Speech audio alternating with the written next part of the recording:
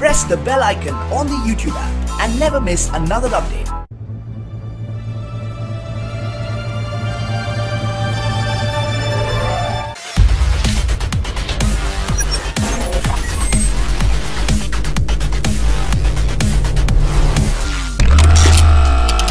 The Indian Army has begun the procurement process of next-generation, GPS-based, minefield recording system for its troops. The Indian Army will use the equipment to record the location of mines laid in the system. The Army has invited domestic as well as global companies to supply the system, which should have an accuracy of 4 centimeters or better. The Indian Army has asked Indian defense industries to work on self-propelled mechanical mine layer based on high-mobility vehicles which are capable of laying anti-tank mines. The equipment should be able to lay at 250 to 300 miles an hour and should be integrated with navigation and minefield recording system.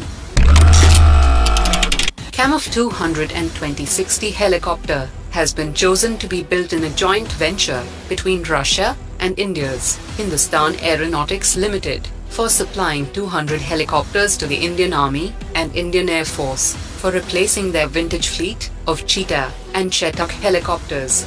With the Russian Kamov 220-60M helicopter not meeting its requirements, the Indian Navy is soon going to issue an expression of interest for procuring 110 light utility helicopters to be manufactured by an Indian firm in collaboration with a foreign firm. Foreign vendors to participate in the tender include Airbus helicopters from Europe, Russian helicopters, Sikorsky and Bell helicopters from the US. Vietnam has granted a 2-year extension to an Indian oil firm, ONGC, to explore oil block 128 in South China Sea. Vietnam's state-run Petro-Vietnam first granted it to India in 2006, but had been due to expire in June. This move comes at a time in Beijing's relations with Vietnam, which claims parts of the sea, and India, which recently sent ships to monitor the Malacca Straits, through which most of China's energy supplies and trade passes. Next week, the navies of India, the US, and Japan are all set to undertake Malabar Exercise 2017 in the Bay of Bengal, involving nuclear-powered submarines and aircraft carriers. While the Malabar was originally a bilateral one involving the Indian and the US Navy, the NDA government in 2015 decided to include Japan as a permanent member. The tri-nation exercise will focus on combined carrier strike group operations, maritime patrol and reconnaissance operations, surface and anti-submarine warfare, special forces, helicopter operations and seizure operations. The Kestrel is India's first indigenous amphibious infantry combat vehicle, developed in collaboration with DRDO, the country's premier military weapons developer. Tata Motors won the ICV bid in 2012 and is awaiting results from the DRDO, after which contracts are expected to be issued.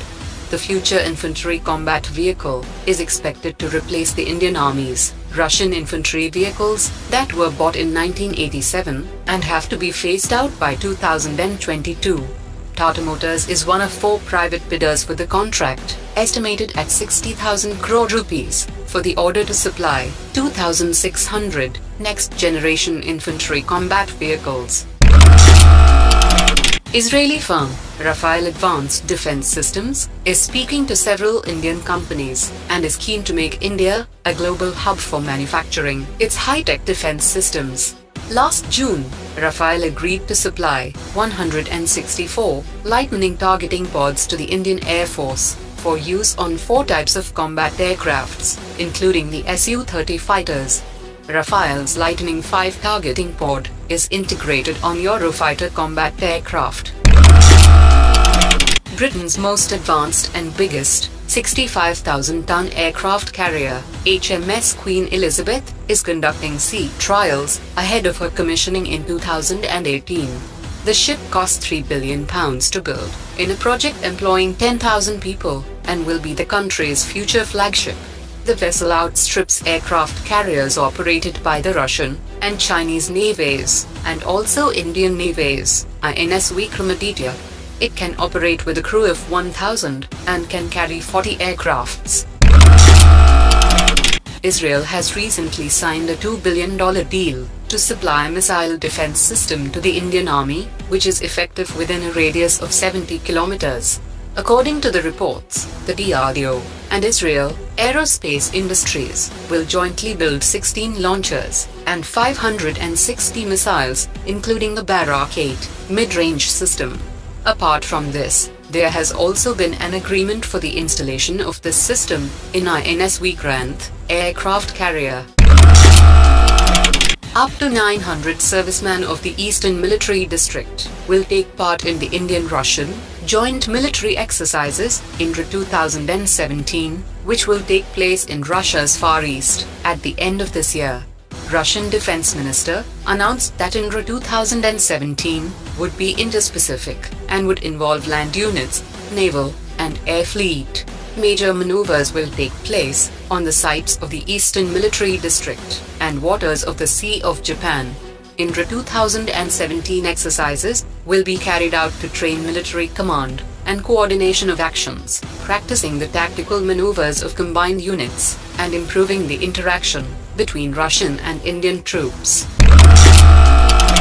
Director General Alexander Makheev of Russian defense firm Rosoboronexport has said that Russia and India are looking to sign a contract on the delivery of S-400 Triumph air defense systems this year. He also added that consultations are ongoing and focused efforts are being carried out to prepare New Delhi for contract negotiations. An entire program within the Indian side's technical requirements is being discussed. The estimated value of the deal to deliver 5 S-400 systems from Russia is $5.5 billion.